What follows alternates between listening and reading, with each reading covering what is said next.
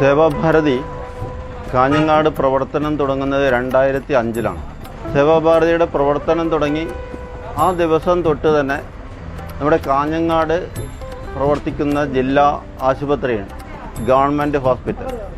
ആ ആശുപത്രിയിൽ എത്തുന്ന നിർധനരായ രോഗികൾക്ക്, പ്രത്യേകിച്ചും മലയോര മേഖലകളിൽ നിന്നാണ് അധികം രോഗികൾ ഇവിടെ എത്തുന്നത്.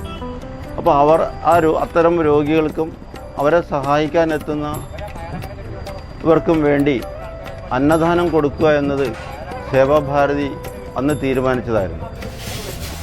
അതിന് 17 വർഷമായി ഇന്നും തുടർന്നുകൊണ്ടിരിക്കുന്ന ഈ അന്നദാനം ജില്ലാ ആശുപത്രിയിൽ എത്തുന്ന എല്ലാ രോഗികൾക്കും വളരെയധികം പ്രയോജനപ്പെടുന്നു.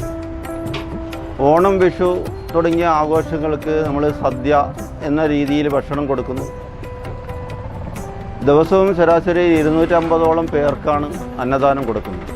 കഴിഞ്ഞ 2 വർഷങ്ങളായിട്ടുണ്ടായ കോവിഡ് സമയങ്ങളിലും കോവിഡിനെ പോലും അവഗണിച്ചുകൊണ്ട് അതിൻ്റെ എല്ലാ കാര്യങ്ങളും ശരിയാം വിധം സംരക്ഷിച്ചും കൊണ്ടും ഈ അന്നദാനം നിർവഹിക്കുന്നുണ്ടായി, ഒരു തടസ്സവുമില്ലാതെ. അങ്ങനെ സേവാഭാരതി ആ ഒരു ദൗത്യം പാവപ്പെട്ട ജനങ്ങൾക്ക് ഏറ്റവും അധികം ഉപകരിക്കപ്പെടുന്നു എന്നത് തന്നെ ഏറ്റവും വലിയൊരു കാര്യമായിട്ട് ജനങ്ങൾ കരുതുന്നു. ഇപ്പോൾ സേവാഭാരതിയുടെ മറ്റ് സ്ഥാപനങ്ങളാണ് നമ്മുടെ വൃന്ദാവനം ബാലസദനം, അഭയം വൃദ്ധാശ്രമം, അതുപോലെ ഗോശാല, 2 ആംബുലൻസ്, പിന്നെ രക്തദാനം തുടങ്ങിയവർക്ക്. ഇതെല്ലാം ഒരു പ്രത്യേക കമ്മിറ്റിയുടെ കീഴിലാണ് പ്രവർത്തനം നടത്തുന്നത്. ഈ അന്നദാനം നമ്മുടെ മാവുങ്കാൽ ഓഫീസിൽ നിന്നാണ് അവിടെ നിന്ന് പാകം ചെയ്ത് കൊണ്ടുവന്ന് 12 മണിയാകുമ്പോഴത്തേക്കിടെ ജില്ലാ ആസ്പത്രിയിലെത്തും. ഇവിടെ പ്രത്യേകം സജ്ജമാക്കി ഈ ഷെഡിൽ വെച്ചിട്ടാണ് വിതരണം നടത്തുന്നത്.